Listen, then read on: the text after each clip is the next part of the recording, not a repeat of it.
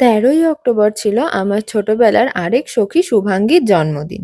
আমরা যাওয়ার পরেই প্রথমেই শুভাঙ্গী বসে পড়েছে গিফটের আনবক্সিং করতে। Thank you so much. এটা আমি পরে বসে আছি গত 3 দিন ধরে। এটা কি দেখা যাবে? এটা হচ্ছে ফ্রম তিয়াশা, মানে এখন যে ক্যামেরার ব্যাকে আছে, যে সবসময় ফ্রন্টে থাকে সে এখন ব্যাকে।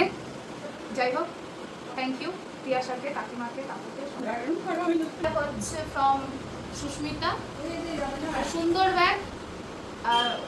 যদিও বা এগুলো হচ্ছে না প্রাডা, না না, এটা হচ্ছে জাইরা।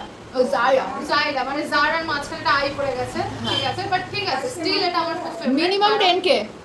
কারণ কারণ হচ্ছে ব্যাগটা আমার খুব পছন্দ। আর সত্যি কথা বলতে গেলে এই গিফটগুলো আমার চেয়ে নেওয়া, কারণ এটাও আমাকে জিজ্ঞেস করা হয়েছিল যে আমি কি পছন্দ করি, আংটিটা পেন্ডেন্ট, আমি আংটি বলেছিলাম।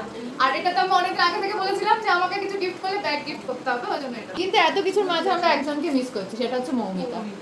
হ্যাঁ, ওটা আমি কালকে আমাকে মেসেজ করেছিলাম, আমি ওকে বললাম সেটা তোকে বড্ড মিস করছি, কালকে দিন ওকে মিস করবো।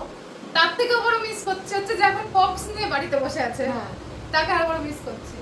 গিফট আনবক্স করার পরে শুরু হবে কেক কাটার পর্ব। ফার্স্টেই ও নিজের ইনস্টাগ্রামের জন্য কয়েকটা রিল বানিয়ে নিচ্ছিল, তারপর শুরু হয়েছিল কেক কাটা। শুভাঙ্গীদের বাড়িতে মোটামুটি যতগুলো অনুষ্ঠান হয়, প্রত্যেকটা অনুষ্ঠানে কাকু কাকিমা একবার করে ঝগড়া করেই। ঝগড়া ঠিক না করলে না আমরা দেখি যে অনুষ্ঠানটা ঠিক জমে না। আর এখানে ওর কেক কাটার পরে তারপর দেখি কেক কাকে আগে খাওয়াবে, আগে মাকে না আগে বাবাকে, সেইটা নিয়েই ওর কনফিউশন চলছে। কেক কাটা হলো, তারপরে কাকু কাকিমার কেক খাওয়ার পরে তো আমাদের শুরু হলো বান্ধবীদের কেক খাওয়ানো। ওই খাওয়ানো তো আর কি নয়, কেক মাখামাখি এক কথায়। আমাদের যে কোনো অনুষ্ঠানই আমি, শুভাঙ্গী, মৌমিতা, অনন্যা, সুস্মিতা এই ৫ জন থাকি। মৌমিতার পরীক্ষা থাকায় মৌমিতা আর আসতে পারেনি। মৌমিতার সাথে সাথে আরো একজন স্পেশাল মানুষকেও আমরা মিস করেছি।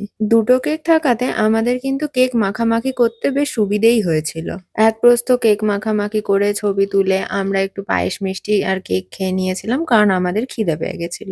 শুভাঙ্গীর জন্মদিনের কয়েকদিন আগেই না ওর অপারেশন হয়েছিল। ওকে দেখে কেউ বলবে আমাদের থেকে সবচেয়ে বেশি মনে হয় ওই লাফালাফি নাচাকুদা করে গেছে। শেষে দিদা এসেও আমাদের সাথে যোগদান করেছিল। যোগদান মানে ওই আর কি কেক মাখামাখি করা। তবে দিদাও কিন্তু তাল মিলিয়ে আমাদের সাথে বেশ মজাই করে, দেখেও খুব ভালো লাগে। তারপর তো দিদা বাড়ি চলে গেছিল আমাদের সবাইকে টাটা করে। তারপর তো আমরা সবাই খেতে বসে গেছিলাম। আর বার্থডে গার্ল নিজেই যেহেতু অসুস্থ ছিল, তাই এত ভালো ভালো খাবার ও একটাও খেতে পারেনি। ওর জন্য আলাদা সিদ্ধ খাবার রান্না হয়েছিল।